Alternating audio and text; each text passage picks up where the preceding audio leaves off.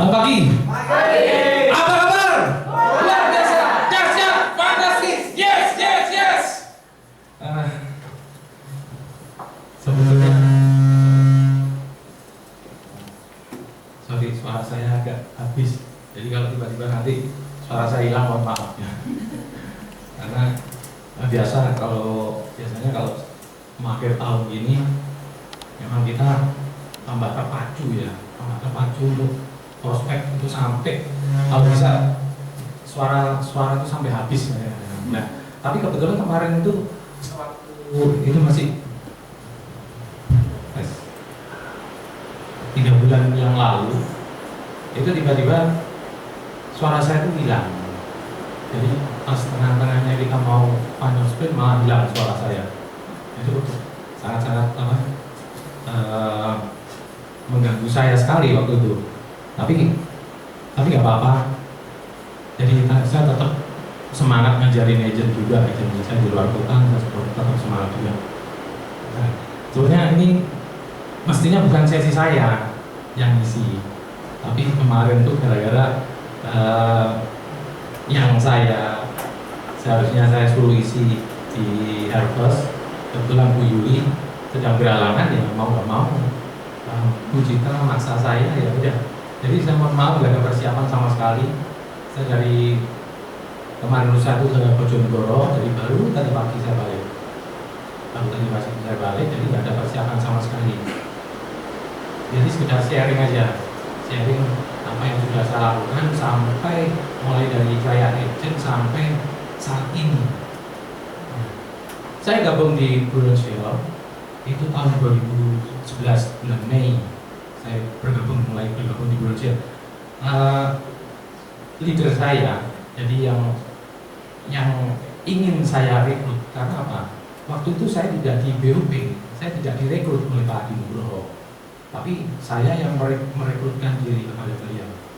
Itu bedanya. Saya tidak direkrut, jadi saya Pak Adi tidak nawarin saya, malah saya nawarin Pak Adi. Awalnya saya seorang nasabah Pak Adi Nugroho.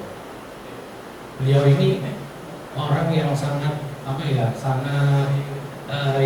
telaten sekali. 2 tahun beliau orang prospek saya. Saya tipe bukan orang yang percaya dengan insuran.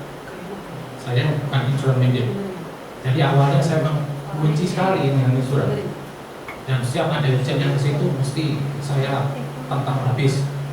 Mesti saya ajak argumen. Saya ajak adu argumen. Saya ajak ya. Setiap ada agent yang datang ke toko saya, itu mesti saya ajak adu argumen. Sampai pokoknya kalau bisa lu bisa jawab pertanyaan saya, oke saya ngambil apa-apa. Dan anehnya agent dari asuransi lain itu nggak ada yang bisa jawab pertanyaan saya. Akhirnya benda juga. Dan kebanyakan mereka itu ngatur. Saya kan tipe koleris. Tipe koleris kan nggak mau diatur. Jadi mereka nyuruh semua. Jadi agent waktu itu yang nawarin saya, dia tidak bisa mengenal karakter. Karena mengenal karakter itu kan perlu sekali. Kalau kita sebagai agen, nggak syukur kita nawarin orang, kita paling 10 menit, 15 menit pertama kita harus mengenal. Itu yang saya lakukan setelah saya menjadi agent. Nah singkat cerita, Pak Haji itu 2 tahun nawarin saya, baru saya klik. Saya jadi nasabah, satu keluarga, pintar dia. Jadi satu keluarga semua. Dia telaten sekali. Bulan pertama, bulan kedua nggak closing, tapi dia tetap kontrol, tetap datang ke toko saya. Yang diomongkan bukan Prudential, dia sekitar mampir tadi mau ke toko sebelah, saya mampir dulu. Dan padahal saya tahu alasannya dia mau dulu ke tempat saya. Itu sampai dia lakukan sampai 2 tahun. Saya lihat kok, dia itu telaten. Cuma saya tetap nggak respect ya sama insuran sama polis. Nah singkat cerita, dia pintar lagi. Yang dideketin, yang di prospek adalah istri saya. Ya, istri saya percaya sekali. Istri saya nyuruh saya ngambil juga, cuman momennya nggak pas. Pokoknya ada saya membutuhkan satu kalimat tertentu yang bisa buat saya itu dan akhirnya klik. Nah, waktu itu belum ada saya dapatkan. Nah, cuman Pak Haji pintar, dia niru istri saya. Dia dulu ngomong seperti ini. Ya, istri saya tiba-tiba yang katakan ke istri saya itu persis apa yang diomongkan ke istri saya. Jadi pas malam hari istri saya bilang seperti ini. Fred, kamu sebenarnya sayang nggak sama keluarga, sama saya, sama Kevin, anak saya Kevin? Oh, ya sayang. Buktinya apa? Kamu sayang sama saya sama Kevin juga. Ya, aku kerja dari pagi sampai malam, kadang-kadang keluar kota juga. Nah, itu kan namanya sayang. Namanya cowok yang begitu kan mesti gengsi ya, mantel ya. Nah, itu kan namanya sayang sama keluarga. Istri saya bilang gitu. Itu kurang. Itu kurang.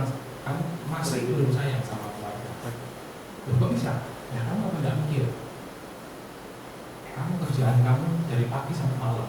Kadang-kadang kamu keluar kota, nyetir sendiri. Dan kadang-kadang jaraknya itu jauh sekali, jauh-jauh. Kalau terjadi apa-apa sama kamu, ya kita, aku tidak minta-minta ya sama kayak gitu. Tidak terjadi apa-apa. Kamu tidak punya proteksi. Kamu tinggalin utang, kamu tidak sadar lah. Kamu tuh punya berapa toko? Satu toko itu kamu punya utang sekian, ditunjuk. Jadi utang-utang. Utang itu sekian. Belum toko yang di sini, Sidoarjo, kamu utang sekian. Ya kamu tiba-tiba terjadi apa-apa, kamu tidak ninggalin apa-apa. Cuma ninggalin toko, ninggalin utang kamu. Terus padahal aku ini tidak ngerti apa-apa. Gimana kamu tidak usah jawab dulu. Kamu mau ngambil pulsa enggak? Cuma pikiran aja. Pikiran malam ini. Kamu tidak usah tidur sama saya. Saya suruh tidur kamar sebelah. Ekstrim banget. Kamu juga mau pikir. Benar tidak sama aku? Kamu tidak usah ngambil pulsa. Kamu tidak usah nelfon Pak Haji dulu mau ngambil pulsa enggak. Cuma malam ini kamu pikir. Itu sudah betul tidak? Kamu 2 tahun kamu nolak tawarannya Pak Haji. Jadi malam itu saya itu kayak tohok enggak saya itu. Jadi kayak di aparat bu, jadi tidak berlawan. Jadi, iya, saya tuh bingung malam-malam itu takut itu iya ya. Padahal saya tuh menjalin utang yang setiap saat bisa terjadi resiko sama diri saya. Dan itu yang tidak saya sadari. Akhirnya singkat cerita besok pagi langsung saya telepon. Saya benar-benar sadar waktu itu. Nah itu ini pinternya Pak Haji. Jadi dan ini pinternya istri saya juga ngomongnya. Jadi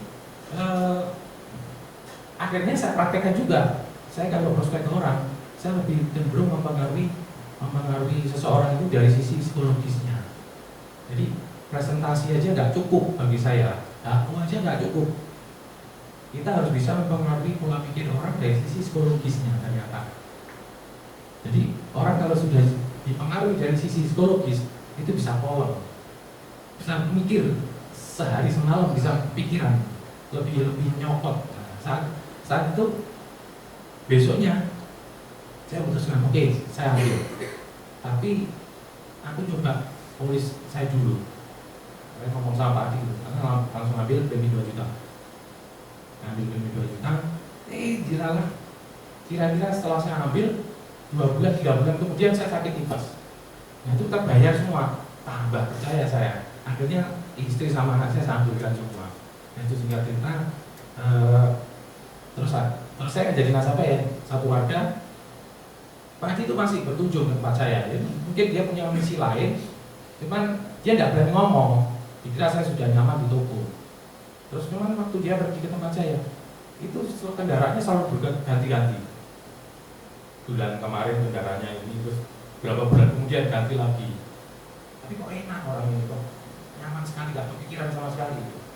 Nah sedangkan saya, orang itu lihatnya gimana ya? Orang Jawa bilang sawan sinawang ya. Menes. Jadi menurut saya itu kepikiran pagi, siang, sore, dan malam. Pagi sampai sore, saya tuh kepikiran di toko itu kepikiran juga. Saya kan diutangin sama pelanggan saya. Mereka utang, kalau udah itu kan udah bisa bersaing sekarang kalau di toko itu. Kalau kita toko cat, saya toko cat sama bangunan. Kalau nggak utangin nggak bisa. Jadi nggak bisa, kita nggak modal nggak bisa cepet balik. Siang, pagi sampai sore saya kepikiran itu. Pulangnya di rumah saya masih kepikiran lagi. Kepikiran saya apa? Gimana saya bisa bayar hutang saya di pabrik? sedangkan utang dari pelanggan saya belum dikembalikan ke saya. Nah itu mas,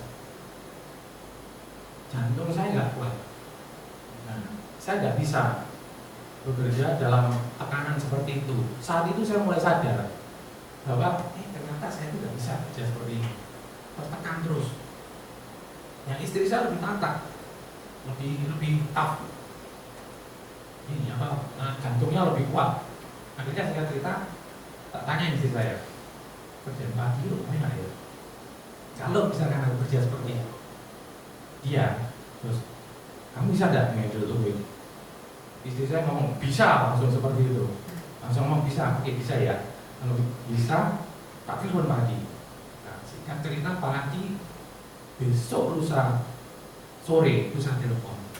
Tadi bisa datang ke rumah. Bukan ada apa? Sakit ya? Enggak, pas pokoknya kamu datang ke rumah aja. Pak sudah datang ke rumah. Datang ke rumah benar. Itu saya. Duduk di ruang tamu, saya nanya, Pak, saya tuh pengen kerja gak sampai.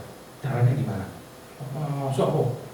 Masuk kamu pengen kerja kayak kita? Loh iya, benar nih, saya pengen kerja kayak sampai. Saya dikasih, memang banyak yang nyoba untuk merekrut saya dari asuransi inisial M, terus inisial A, banyak sekali yang mau merekrut saya. Cuman nggak klik saya waktu itu. Tapi saya anehnya kliknya sama Pak Adi. Yang singkat cerita Pak Adi datang, saya merekrutkan diri dia. Apa yang harus saya lakukan? Apa yang harus saya lakukan Pak? Oh, kamu harus training bro. Training nanti buku training nanti mau diizin keluar, kamu ujian training 4 hari. Waktu itu kan 4 hari ya. Terus setelah udah izin keluar kamu ujian haji. Itu yang saya lakukan juga, itu saya training 4 hari juga, ujian haji juga saya lakukan. Terus setelah ujian haji lulus, waktu itu saya nggak langsung jalan. Waktu itu mungkin saya vakum sekitar 3-4 bulan, saya vakum, saya nggak jalan sama sekali.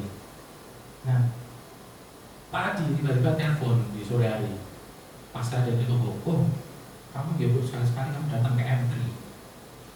Nah begitu momen M3 ini yang membuat saya terwujud juga. Nah saya waktu itu kita masih di kantornya di Blue Solid. Nah saya datang ke M3 yang Blue Solid. Nah itu saat itu momennya pas sekali berbicaranya.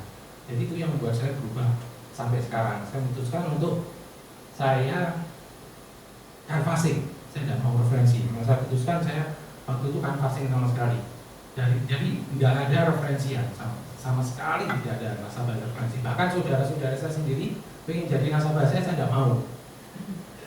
Karena apa? Saya tidak mau nantinya kalau terjadi apa-apa terus itu disalahkan, terus hubungan keluarga jadi nggak enakan. Nah itu yang saya hindari. Jadi sampai sekarang pun ada kayak adiknya mama saya, terus buku saya pengen jadi nasabah saya tidak mau. Tapi saya arahkan ke agent saya. Saya arahkan ke agent saya, kalau mau kamu pengen jadi punya prudensial, aku tidak mau kamu jadi nasabahku. Om saya, kalau mau kamu jadi nasabahnya agentku. Nanti servisnya biar agent saya yang menangani. Jadi sampai sekarang, jadi tidak ada saudara saya yang jadi nasabah saya, pure murni tidak ada. Nah, di prudensial, sewaktu saya agent, saya memutuskan untuk canvassing. Jadi canvassing yang door to door. Nah masalahnya semua heran, pada heran semua. Mama saya, papa saya heran juga. Emang kamu tidak gengsi? Kamu tidak gengsi kalau kamu nanti terjun ke lapangan kan kayak sales itu. Bagi saya bukan sales itu. Kita ini bukan sales kan. Kita ini financial consultant. Orang salah kalau bilang sales.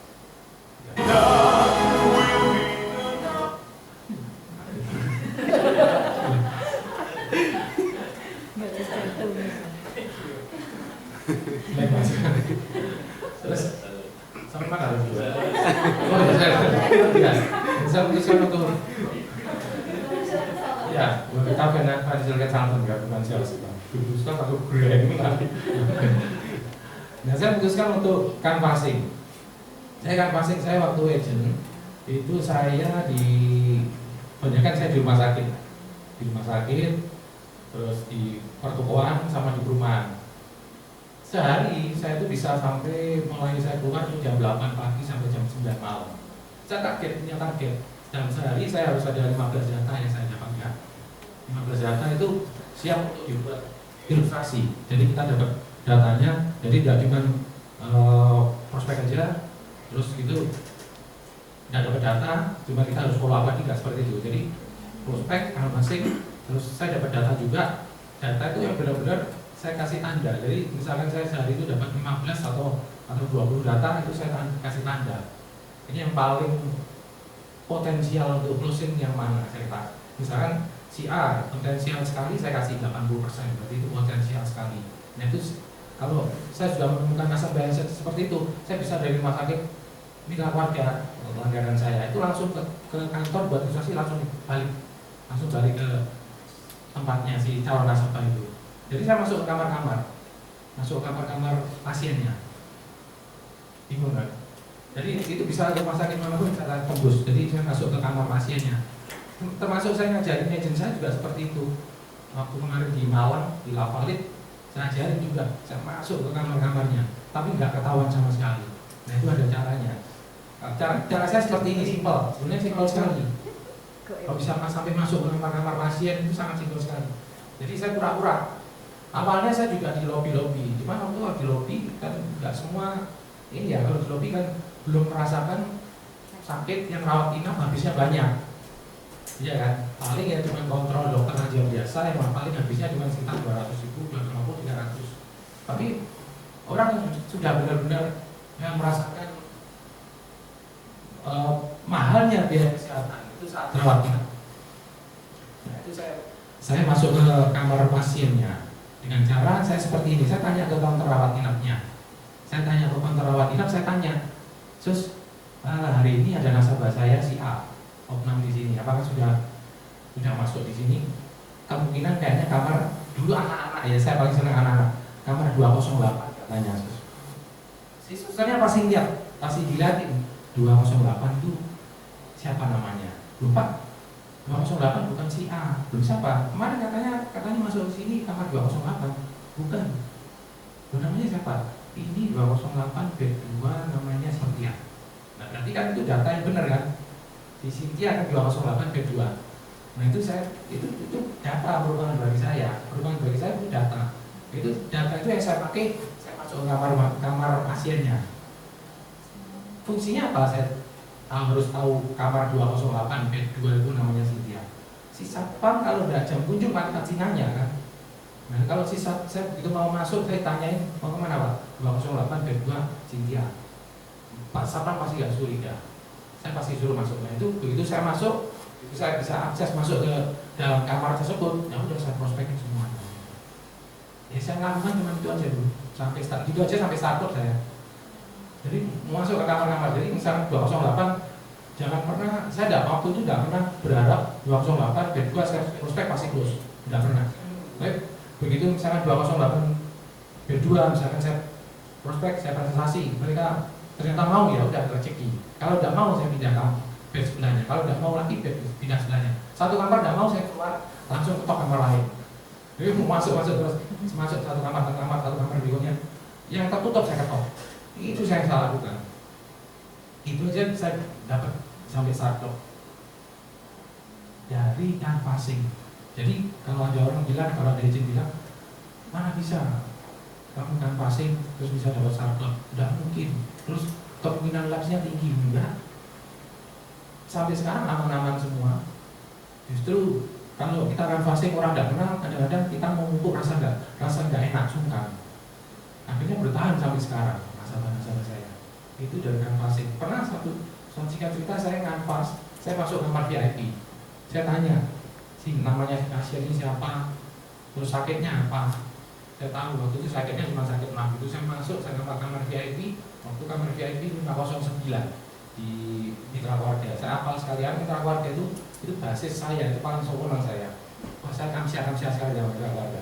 Itu ngasih penghasilan saya besar sekali. Mitra keluarga itu. Nah, dengan cerita saya masuk ke kamar 509 VIP. Begitu saya masuk, itu saya langsung, kok jadi ya, langsung kok jadi gitu. Dari mana? Saya dari Prudential, Pak. Kok jadi? Langsung saya perkenalkan dari Prudential. Ternyata si Kojeli ini dia sudah banyak sekali agent yang nawarin dia, banyak sekali. Oh, dari Prudential kamu ya? Wah, sering. Sama kamu tadi, Freddy. Oh, sering Fred. Sering banyak sekali aku agent yang nawarin saya itu banyak sekali, bahkan tidak cuma dari Prudential toh, dari asuransi lain juga banyak sekali. Tapi aku belum bisa ya, belum tahu manfaatnya, belum klik. Nggak apa-apa kok Jerry, nggak apa-apa. Ini kenalan toh cerita-cerita ya. Jadi 1 jam itu tak jam ngomong-ngomong, ngobrol, terus guyon-guyon, akhirnya akrab. Terus saya pulang, hari itu saya tidak, sore itu saya tidak prospek sama sekali, tidak presentasi dia sama sekali tidak. Karena apa? Dia sudah tahu semua. Ternyata dia sudah tahu namanya rekening Pak Ali, apa? Oh, agent Prudential kalau saya Fred itu mesti cerita rekening Pak Ali. Terus ada pulang sakit ini dikasih sangaria, ya toh? Jadi dia produk-produknya hafal semua. Saking seringnya agent Prudential menawarin dia, sampai ada proteksi penyakit kritis pun tahu masih gejala kan. Misalkan aku kena prostat, gejala prostat masih 50%-nya kan. Iya kok jadi kau tahu. Jadi agent aja kok cari ya. Kalau jadi agent malah nggak mau aku. Nggak ada waktu. Wah, jadi luar biasa. Banyak sekali agent yang nawarin. Langsung tak mini permainkan harga dirinya. 1 jam, hampir 1,5 jam lah. Tidak saya prospek sama sekali, cuma cerita toh. Akhirnya saya pulang. Jadi nanti kalau misalnya jadi sudah sembuh, saya boleh yang main ke rumah, kasih alamat sama nomor telepon. Nah, singkat cerita, 2 minggu kemudian saya iseng-iseng, rumahnya tahu di dia di sana. Dia di sana kan pasti orang kaya ya. Saya telepon, jadi ada di rumah. Oh ada. Siapa? Oh Freddy di Prudential ya. Kamu di mana? Di depan rumahnya Ko Jerry. Saya sudah di depan. Di depan rumahnya Ko Jerry. Kok sudah di depan ya? Ya Ko Jerry kebetulan tadi Freddy ini kebetulan tadi prospek di tetangganya Ko Jerry. Kira-kira di gang sebelah, jalan sebelah rumah belakangnya Ko Jerry bilang seperti itu. Padahal enggak. Saya enggak prospek, langsung aja datang ke rumahnya dia. Terus saya suruh masuk. Welcome sekali orangnya. Saya suruh masuk. Setelah masuk dulu ke ruang belakang. Jadi waktu itu saya ngobrol sama Ko Jerry ini hampir 2 jam. Hampir 2 jam, setengah jam memang. Saya nggak masuk masalah Prudential sama sekali. Saya nggak prospek sama sekali. Saya biarin memang saya pancing dia sampai saya tunggu supaya dia yang nanya dulu masalah Prudential. Ya saya permainkan emosinya dia. Saya permainkan psikisnya Pak Jerry ini. Jadi memang sengaja sampai dia Ko Jerry ini dulu yang nyinggung masalah Prudential baru saya masuk. Karena kalau saya yang ngomong dulu berarti secara psikologis orang-orang saya kalah, saya nyerah dulu. Jadi saya tunggu dia ngomong dulu masalah Prudential. Memang sengaja sampai 2 jam, hampir kira-kira saya total pulang dari rumahnya Pak Jerry itu 3 jam lebih saya pulang. Nah 2 jam dia nggak nyinggung sama sekali. Wah kayaknya hari ini aku harus pulang. Tapi nggak begitu saya mau ngomong mau pulang, ternyata dia mulai nanya, Fred, kamu dari Prudential itu kamu sudah lama? Oh sudah lama Ko Jerry, padahal belum. Padahal masih berapa bulan waktu itu? Masih sekitar 7 bulan 8 bulan. Wah ini mulai. Ko Jerry mulai nyinggung masalah Prudential. Kamu sudah lama di Prudential? Udah Ko Jerry, udah lama sekali. Ya ini lagi ngejar target. Ko Jerry banyak sekali ya agent yang nawarin. Wah banyak sekali agent yang nawarin aku, tapi aku belum klik ya. Kenapa Ko Jerry? Ya nggak tahu. Mereka yang diceritakan cuma itu hari dia. Sing tak ceritakan ke kamu tuh Fred. Rekening Pak Ali kesini prospek rekening Pak Ali lagi. Rekening Pak Ali. Itu ilustrasi di belakang tuh banyak sekali tak suruh simpen pembantu. Jadi banyak sekali ilustrasi dari agent. Ya apal sekali kok produk-produknya itu apal sekali. Saking seringnya. Wah berarti jadi ini orang luar biasa. Berarti agent itu tahu dikasih tahu database-nya Ko Jerry. Enggak, tidak tahu kenapa. Yang ceritakan itu aja. Nah, ya waktu itu kita harus cerdik ya. Dari segi produk dia sudah agak kenal. Dari cara presentasinya agent Prudential dia juga sudah tahu rekening Pak Ali. Berarti yang dia belum tahu itu adalah yang agent belum lakukan adalah merubah mindsetnya dia. Nah, waktu itu tak tanyain, saya simpel, Dr. Jerry, waktu sakit kemarin, sakit mah, itu habisnya berapa? Oh berapa? Paling cuma 15 jutaan. Paling cuma 15 jutaan, ngomongnya seperti itu. Kita ingat-ingat saya, paling cuma 15 jutaan. Segitu ya Pak Jerry, 15 juta ya? Ya, bagi Pak Jerry waktu itu nggak ada masalah. Jangankan kemarin Pak Jerry di rumah sakit minta keluarga, habisnya cuma 15 juta. Kalau Pak Jerry misalkan sakit, mau opnam di rumah sakit luar negeri sekalipun dan habisnya berapapun, saya yakin banget Pak Jerry bisa bayar dan mampu pasti. Soalnya kondisi Pak Jerry dia kayak gini, habis berapapun di rumah sakit manapun di luar negeri pun sekalipun saya yakin Pak Jerry bisa bayar. Tapi coba pikir Pak Jerry, kalau ada media yang mau bayarin Pak Jerry di saat resiko kemarin terjadi, ngapain? Udah Pak Jerry ambil. Saya cuma pikir, dia bilang seperti itu. Terus coba Pak Jerry pikir, ya ini kan sebenarnya kan dari istri saya yang ngomong ke saya kan, waktu yang membuat saya itu saya praktekkan juga kalau akhirnya Pak Jerry ini coba Pak Jerry tidak usah ambil keputusan sekarang, pikirin aja nanti malam sebelum tidur Pak Jerry pikir, bener nggak omongan Freddy? Kalau ada media yang mau bayarin kamu di saat resiko itu terjadi, lalu habis berapapun, kenapa nggak Pak Jerry ambil? Aset Pak Jerry nggak hilang kan? Saya yakin Pak Jerry habis berapapun bisa bayar. Tapi kalau ada yang membayarin, kenapa nggak Pak Jerry ambil? Nah, setelah saya bilang seperti itu, nah Pak Jerry-nya ini mulai mikir. Saya lihat ada perubahan mimik di wajahnya. Karena apa? Selama 26 agent yang nawari dia nggak pernah yang seperti itu. Jadi ya hobinya saya tinggal merubah mindsetnya dia.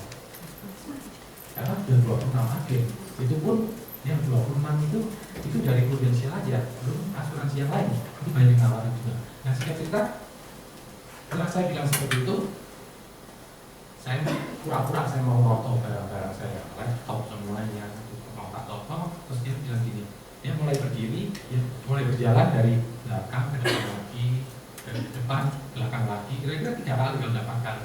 Aku mikir, ini mulai gila gitu. Begitu dia yang keempat kalinya dia coba Fred, aku buat premium 7,5, 10 sama 15 juta ya nanti tanya aja. Namanya agen baru saat itu, game semua, omongan semua. Jadi biasa buat premium kecil-kecil, paling gopek, paling 1 juta. Ini langsung suruh buatin 7,5, 10 sama 15. Ya pasti bingung artinya. Alokasi dananya juga nggak karu-karuan ya Pak Fajar, agent baru. Tapi setelah saya berarti saya belajar main logika aja lah. Oh, kalau ini tidak mungkin, saya kasih sekian, tak lihat mau medicalnya sekian, tidak apa-apa. Saya bikin medicalnya waktu itu pernah dia kena medical karena saking tingginya ini UP-nya dia bayarnya langsung tahunan. Jadi UP-nya langsung tinggi, itulah pengembangan tabungannya juga bagus. Yang kena medical 9 gitu. Plus LSAR ya bayar. Ya. Akhirnya dia dari saya suruh medical check up, dia juga mau, akhirnya terus dia pilih yang 10 juta per bulan. Itu hasil dari saya nafas. Jadi kalau ada yang bilang nggak mungkin kamu nafas bisa dapat case, nggak mungkin kamu kalau nafas nasabah nafas hasil dari nafasing itu bisa bertahan lama, itu lapsnya pasti, resiko lapsnya masih tinggi. Ada salah semua pendapat seperti itu.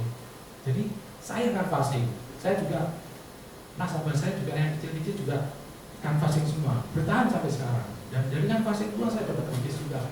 Itu yang pertama. Yang kedua saya nafasing di Kaliana yang hampir tidak tersentuh oleh agent-agent. Siapa sih mau nafas di Kaliana? Macet kayak gitu, gede kayak gitu. Itu saya nafas jalan kaki mulai dari pertigaan Margomulyo sampai Demak pertigaan Pertigaan Demak, saya jalan kaki. Baru sampai di ini pergudangan, nggak sampai pergudangan itu ada rumah-rumah. Nah saya lihat rumahnya itu lumayan. Saya masuk, saya permisi, bapaknya keluar. Terus ada karyawannya juga. Jadi kan saya lihat kok ini kok kantor, tapi kok ada rumah juga. Terus saya prospek aja, saya presentasi. Kali ini saya pakai rekening Pak Ali, saya presentasi kan. Terus saya tembak premi 5 juta sama 10 juta. Terus tiba-tiba dia masuk ke dalam. Saya presentasi, saya buatin, saya buatin ilustrasi di laptop, langsung saya tunjukin. Terus tiba-tiba dia masuk ke dalam. Nah karyawannya ini bilang, Pak, saya dari Indonesia. Iya. Bapak itu kemarin nanya-nanya. Nah dia itu pas kemarin lagi check up di rumah sakit ini, di rumah sakit si apa, dia bilang itu dia ditawarin agent Prudential. Nah dia nggak mau. Terus tiba-tiba ini sampai tawarin premi 5 juta sampai 10 juta. Kayaknya bapak mau. Biasanya kalau belajarnya seperti itu, namanya Pak Amir. Itu jadi singkat cerita saya prospek itu dia ambil satu keluarga. Ternyata dia tuan tanah di situ. Jadi di kantornya dia, di ruang tamunya itu banyak sekali rak pakaian itu ternyata sertifikat semua. Nah ini banyak agent yang nggak tahu, yang nggak tersentuh daerah situ. Jadi di Kaliana ini jarang sekali. Kalau mau ngampas di situ mau silakan. Mungkin ya sudah banyak yang jadi nasabah saya. tapi masih ada yang kosong, masih ada yang belum close. Jadi saya jalan, memang sengaja. Jadi satu keluarga itu keluarga Pak Kamil namanya, itu closing semua satu keluarga.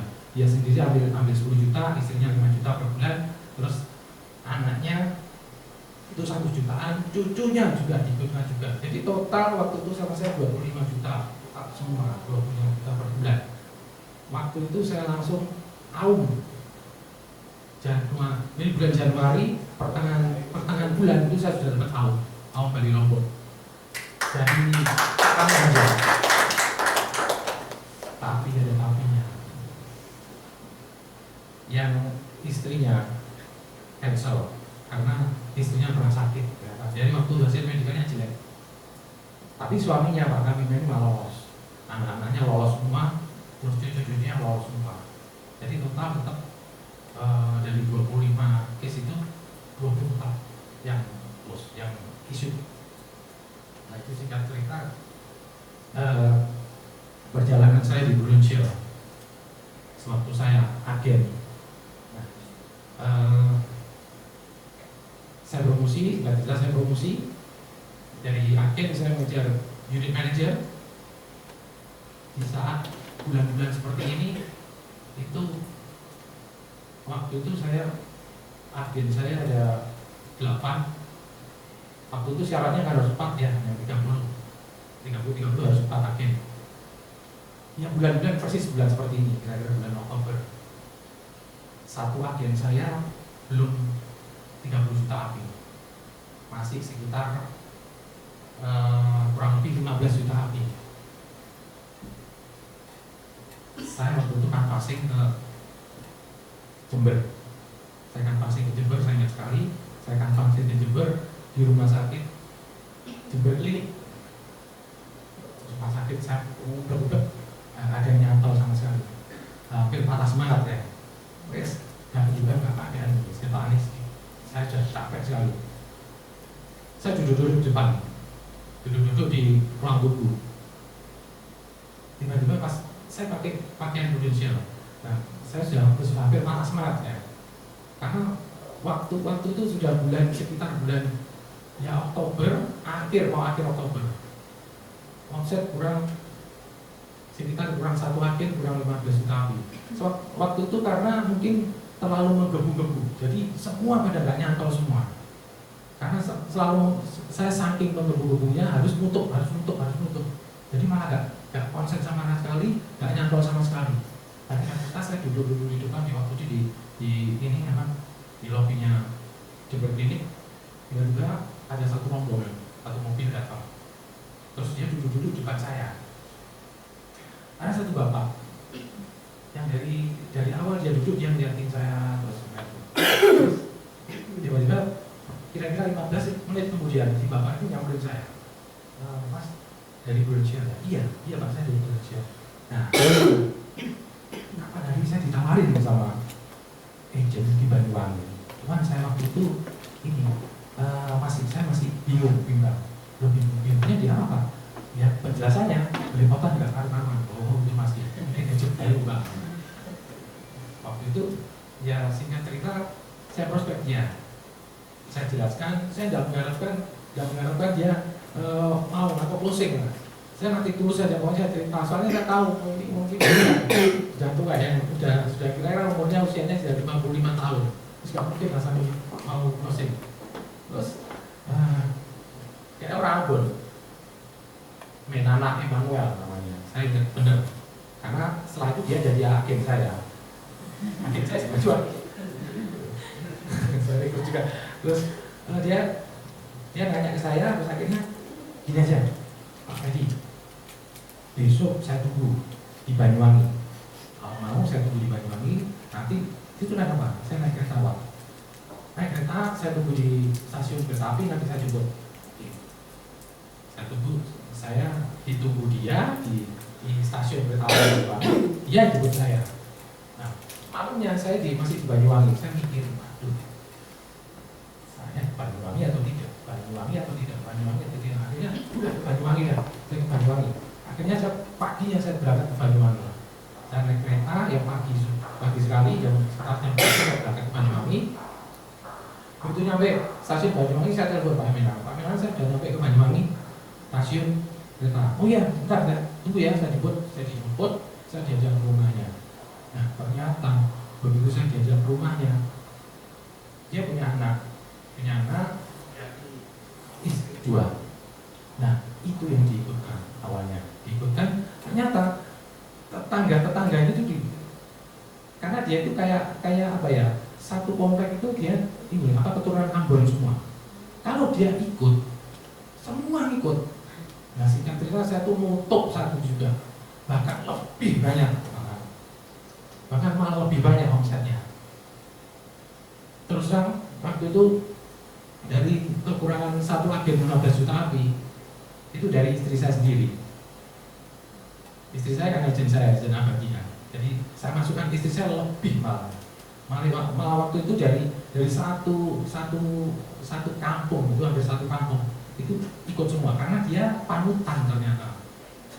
Sebagai panutan, waktu dia di Jember Klinik dia ngantar saudara yang sakit dan semua pada ikut. Makanya kok satu mobil, 2 mobil, 3 mobil keluar semua itu pada ngikutin dia. Ternyata itu satu kampung semua. Jadi kalau ada saudaranya yang sakit, semua satu kampung yang turunan Ambon itu ikut dia ngantar itu. Jadi dia sebagai panutan. Ya itulah. Tuhan itu kadang-kadang memberikan jalan di saat kita itu mulai patah semangat. Waktu itu saya agak mengeluh. Mengeluh itu perlu supaya Tuhan mendengar kita kan. Kalau doa, kadang-kadang doa kalau kita tidak terkabul, kita kadang-kadang perlu mengeluh juga, tapi dikeluhi, Tuhan itu dikeluhi. Nah akhirnya terjawab saat itu juga, dan waktu itu satu kampung itu, hampir satu kampung itu closing semua, keturunan Ambon semua, satu link. Jadi marga Menala semua itu satu link closing semua. Makanya dari situ, dari linknya dia, saya dikasih referensi juga, suruh ke Nangrea akhirnya saya ke Ambon. Nah dari Ambon waktu itu Pak Haji kalau naik kapal laut kira-kira mampu nggak? Ya mungkin mampu Pak Nangrea. Kenapa? Ke Ambon, setelah dari Ambon besok langsung ke Nangrea. Di sana kita punya koperasi penambang emas.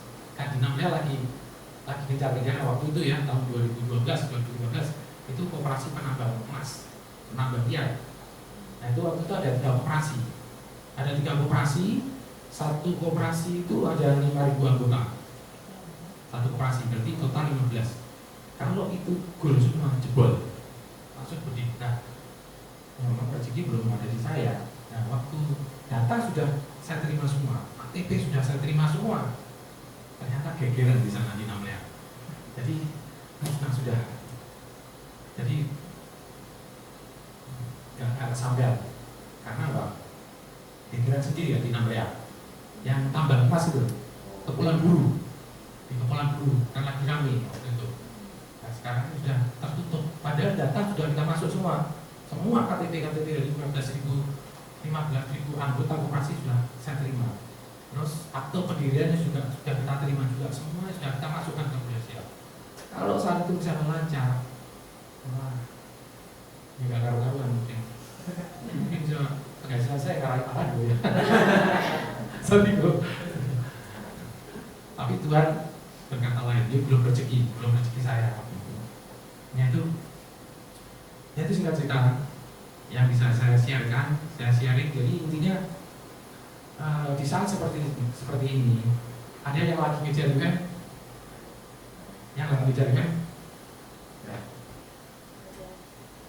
semua kemungkinan bisa terjadi, semua kemungkinan.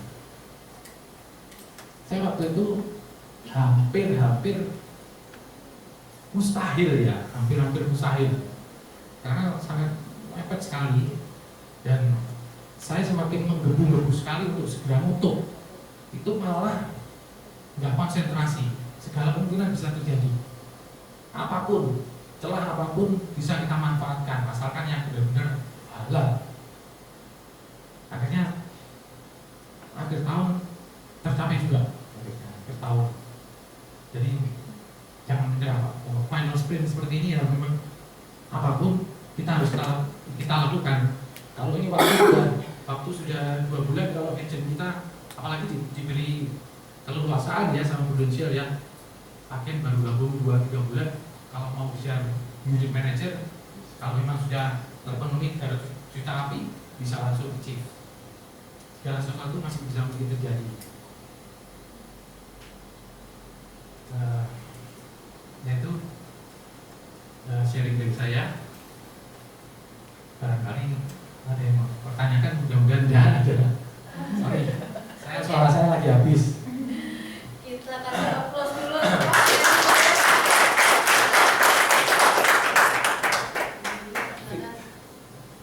Oke, baik. Tadi kita semua udah dengar sharing dari Pak Freddy ya.